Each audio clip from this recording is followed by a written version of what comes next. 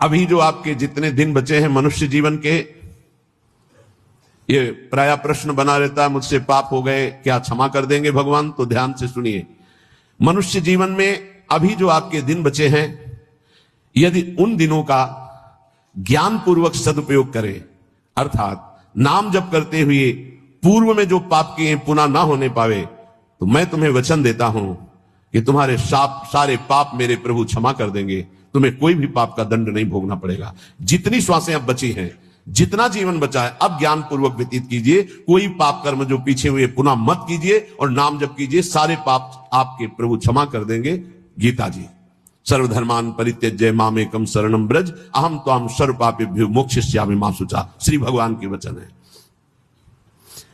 जो आंतरिक काम क्रोधादि रोग हैं, इनको नष्ट करने के लिए 5 औषधियां हैं।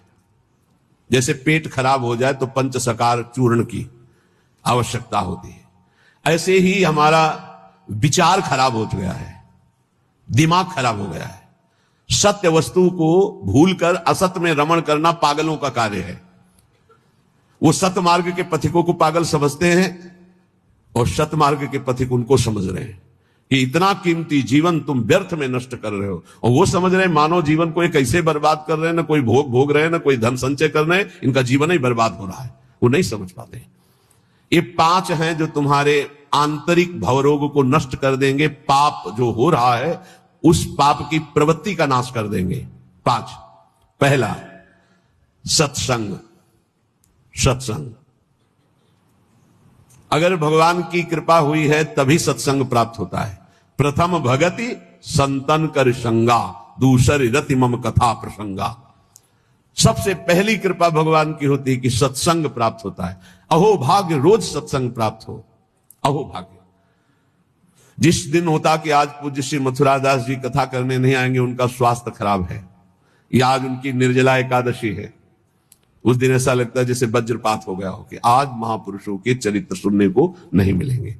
जो महापुरुषों से सत्संग प्राप्त, वो फिर और जैसे रबड़ी पाने के बाद गुड़ का सीरा चाटने की इच्छा नहीं होगी।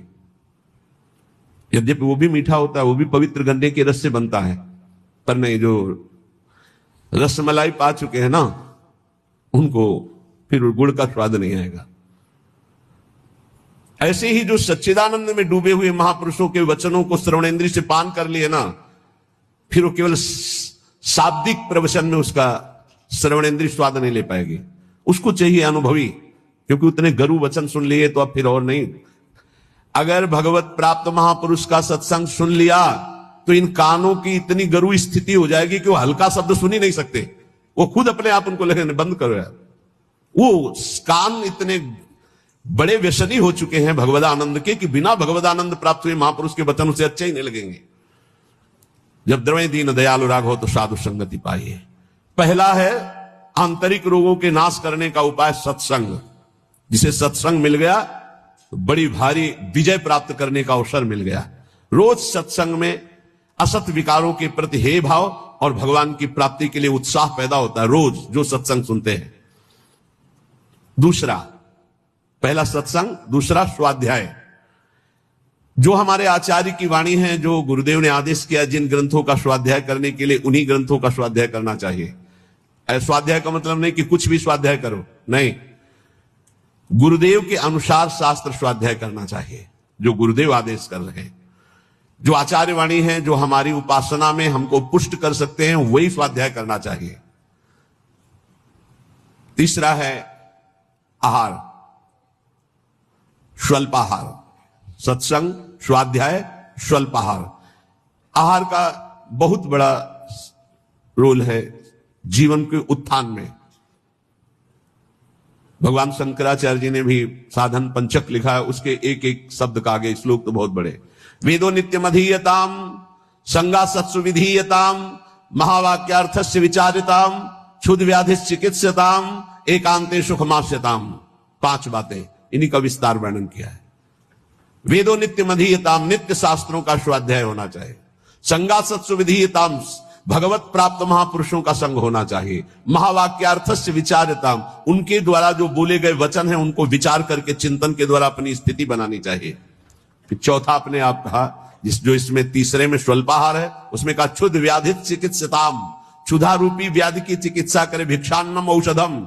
जैसे व्याधि की औषधि के द्वारा, तो क्षुधा रूपी व्याधि की भिक्षान्न के द्वारा विरक्त और धर्म के द्वारा कमाए हुए अन्न से ग्रस्त, वो भी स्वल्पाहारम, भूख से कम। बहुत बड़ा इसमें योग है, आप अच्छे से समझ लीजिए। आप समझते हैं अधिक पाने से आप बलवान होंगे, बिल्कुल भूल है आपकी, ये भूल बहुत बड़ी है। अल्पाहार करने से जीवनी शक्ति बहुत प्रबल होती है। जितना आप भजन में उन्मत्त होने वाले महापुरुषों को देखेंगे, वो अल्पाहार करने वाले होंगे। अधिक आहार करने में प्रमाद स्थिति बढ़ती, तमोगुण बढ़ता है। ये रहस्य जान लीजिए। अल्पाहार करोगे आप में बहुत तेज बना रहेगा, आप में जीवनी शक्ति। जो अधिक पा लेते पूरी शक्ति पचाने में लगती है, तो भजन आदि में नहीं, प्रमाद स्थिति रहती है। चौथा जो उसमें लिखा एकांते सुख मास्यताम, इसमें लिखा है रात्रि के चौथे प्रहर में भागवती क्रियाओं का अनुष्ठान करना चाहिए। ध्यान है, नाम जप है, तो अपने यहां तो ऐसी बढ़िया दिनचर्या है कि आपको अनुष्ठान करने की जरूरत नहीं, सम्मिलित होने की जरूरत है। जो प्रातःकालीन बेला पर जग करके भागवती का अनुष्ठान करता है, वो आंतरिक विकारों पर विजय प्राप्त कर लेता है। स्वप्न दोष 4 बजे सोने वाले को ही बहुत जोर के होते हैं। जो प्रातः 3 बजे से जग जाते हैं, 10 बजे के बाद सोते हैं, स्वप्न दोष होने की संभावना ही नहीं रहती। यदि वो सावधान है तो गलत क्रिया करते हैं, गलत भोजन करते हैं, उनकी बात अलग है। नहीं, समय ही नहीं है। प्रायः 3, 4, 5, 6 इसमें स्वप्न दोष होता है प्रातःकालीन बेला पर। और जो गंदे आचरण करते हैं उनकी तो कोई चर्चा ही नहीं है। 5वां,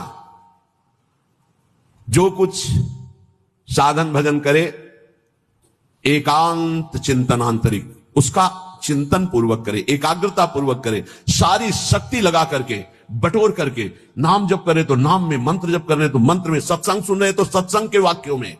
ये 5 हैं जिनके द्वारा हम आंतरिक विकारों पर विजय प्राप्त कर लेते हैं। पहला सत्संग, दूसरा स्वाध्याय, तीसरा अल्पाहार, चौथा प्रातःकालीन बेला पर उठकर भागवती का अनुष्ठान, 5वां जो कुछ भी करे एकाग्रता पूर्वक सारी शक्ति लगाकर उसी में। जो अपने ऊपर हर समय ईश्वर की, आराध्य देव की कृपा का अनुभव करता रहता है, ये बहुत बड़ी बात है। हर परिस्थिति में बड़ी कृपा, श्री जी की बड़ी कृपा, श्री जी की बड़ी कृपा। एक हमने संत भगवान को देखा, वो बल्ब ऐसे लगा रहे थे तो चूक हो गई, तो वही किसी कनेक्शन में कहीं छू गए, मारा ऐसा झटका तो सीढ़ी गिरी, सीढ़ी से सीढ़ियों पे आकर के गिरे, उससे नीचे चबूतरे के नीचे आके गिरे, काफी चोट लग गई थी।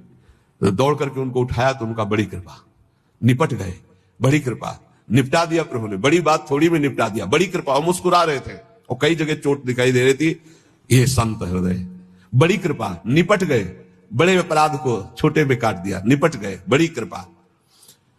जब अपने दास के ऊपर प्रभु कृपा करते हैं तो उसके हृदय में सद्गुणों का खजाना खोल देते हैं, जो हर समय अनुभव करता रहता मेरे ऊपर बड़ी कृपा है। फिर उसको अपने आप में मिलाकर एक कर देते हैं, चाहे भक्ति में हो चाहे ज्ञान में, बचता एक ही है। 2 जब तक बचे तब तक विचार अभी ऊंचाई पर नहीं पहुंचे। ब्रह्म नहीं, माया नहीं, नहीं जीव नहीं काल, अपनी ही सुध ना रही, एक रहे हो नंदलाल। ना काहू सो बोलिबो, ना कोई व्यवहार, अपनी कुंवर किशोरी को जियत निहार निहार। एक तो लालजू प्रियाजू एक हैं, इनको दो न देखा जाए। जो हर समय अपने इष्ट की कृपा का अनुभव करता रहता है, तो इष्ट उसके हृदय में गुणों का खजाना खोल देता है और उसको अपने में मिला लेता है, एकता कर लेता है, अर्थात इष्टमय हो जाता है। तस्मित जने भेदा भावात। अब उसकी दृष्टि बड़ी महिमामय, गौरवमय हो जाती, जिधर दृष्टि जाती उधर परमात्मा तत्व का दर्शन करता है। ऐसी स्थिति सच्चिदानंद रस में भरपूर होती है, ना अहंता होती न ममता होती है। पर यह होता उन्हीं के ऊपर है। एक होते हैं जो केवल जीव से नाम जप करते हो, जीव से गुणानुवाद करते हैं, अंतःकरण विषय चिंतन करता रहता है। ध्यान देना, बहुत उत्तम बात वर्णन हो रही। पहली बात कही कि जो जीव हर समय उपासक के कृपा का अनुभव करता रहता, बड़ी कृपा, बड़ी कृपा, दुख में भी सुख में बड़ी कृपा, उसके हृदय में गुणों का खजाना खोल देते हैं और उसको एकता में मिला लेते हैं, अपने में मिला लेते हैं भगवान। अब दूसरी बात कह रहे हैं कि उपासक कब एकता को प्राप्त होता है। बोले एक उपासक होता है, बहुत ध्यान से अपने को देखना किस डिग्री में हो आप। एक उपासक होता है जो जीव के द्वारा नाम जप करता है, जीव के द्वारा गुणों का गान करता है, पर हृदय में विषय चिंतन होता है। दूसरा उपासक होता है जो जीव के द्वारा नाम जप करता है, गुणानुवाद करता है, अंतःकरण भी उसी में जुड़ा हुआ होता है, ये विशेष कृपा पात्र होता है। और तीसरा उपासक होता है जो जीव से नाम जप करता है, गुणानुवाद करता है, हृदय से जुड़ा रहता है और स्वयं लीला में डूबा रहता है, जो गाया जो चिंतन किया उसी में डूबा है। ये तीसरा, ये सर्वोपरि उपासक है, जो गाया वही चिंतन, जो चिंतन उसी में डूबा। एक गान कर रहा है लेकिन चिंतन विषय का हो रहा है, एक गान भी कर रहा है चिंतन भी कर रहा है, एक गान भी कर रहा है चिंतन भी कर रहा है, डूबा भी उसी में है, सुध ही नहीं। यह है उत्तम अवस्था उपासक की। बहुत जोर की बात है, ऐसा ही होना चाहिए। जो जप कर रहे हैं, जो गान कर रहे हैं, उसी का चिंतन कर रहे हैं, उसी में डूब रहे हैं। पहला जो नाम जप कर रहा है, गुणगान कर रहा है, हृदय से विषय चिंतन कर रहा है, वो उसको इस लोक और परलोक के भोग परास्त कर देते हैं। बहुत सावधान, ऐसा उपासक भ्रष्ट होने में देर नहीं लगेगी। जिसका वाणी से गान हो रहा है और हृदय से भी चिंतन हो रहा है, उसको इस लोक और परलोक के भोग अच्छे नहीं लगते, पर परास्त करने की गुंजाइश है।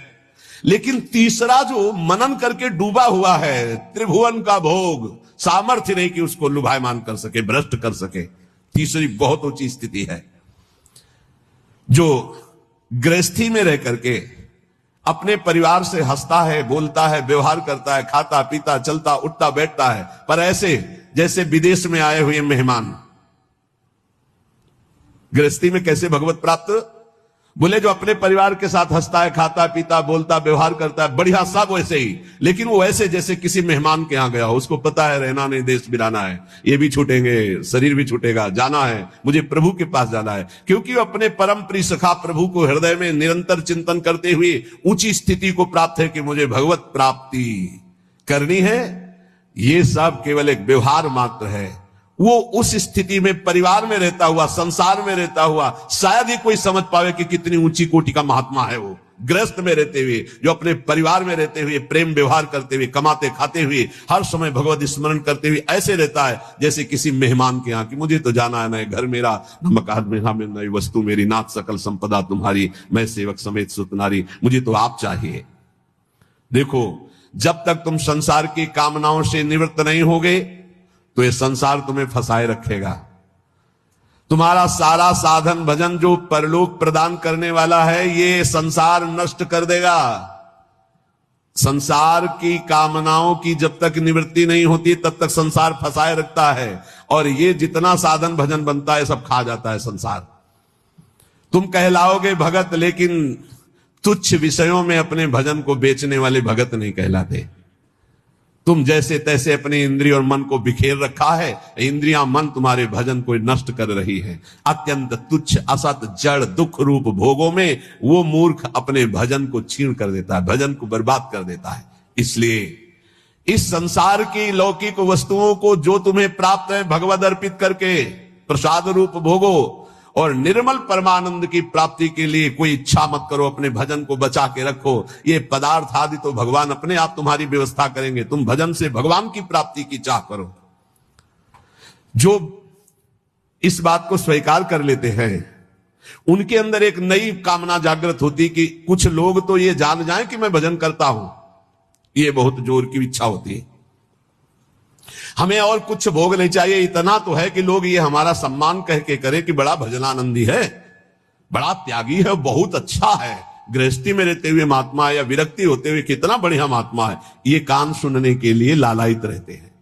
लोग मेरी योग्यता को जाने कि मैं कितना अच्छा हूं, ऐसी इच्छा जो करता है तो इच्छा करते ही वो परम पद का अधिकार खो देता है। समझ लो, लोगों में जानकारी फैलाने की इच्छा मतलब संसार में सतबुद्धि, मतलब प्रतिष्ठा कीर्ति की चाह, मतलब भगवत प्राप्ति की योग्यता खो देना। ये तीन बातें बड़ी दुर्लभ हैं। निर्धनता में भी दूसरों की सेवा करने का, दान देने का उत्साह, एकांत में पापाचरण ना करने की दृढ़ भावना, ये बहुत कठिन बातें, बहुत कठिन बातें। निर्धनता में भी दान देने का, दूसरों की सेवा करने का उत्साह, एकांत में कभी पाप ना करने की दृढ़ भावना, और जिससे भय लगता है ऐसा कभी कोई वचन, आचरण, संकल्प मन में ही ना आने पाए। भय लगता है पाप कर्म से, पाप कर्म ही भय प्रदान करता है। तो पाप कर्म से कैसे निवृत्त हो, क्रम बाई क्रम वर्णन कर रहे हैं।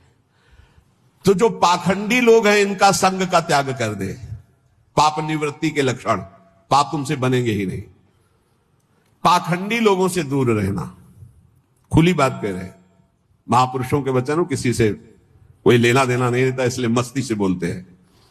पाखंड कहते हैं पाप के खंड को। पाप जो ऊपर से सदाचरण का वेश धारण किए हुए हैं और अंदर से पापाचरण करते हैं, बहुत ही लुभावना पाखंड होता है। लुभावना आप देख के समझ ही नहीं सकते। हमारी योग्यता ऐसी नहीं, हम अपनी योग्यता दिखाते हैं तो पाखंड एकदम भी कहा जाता है।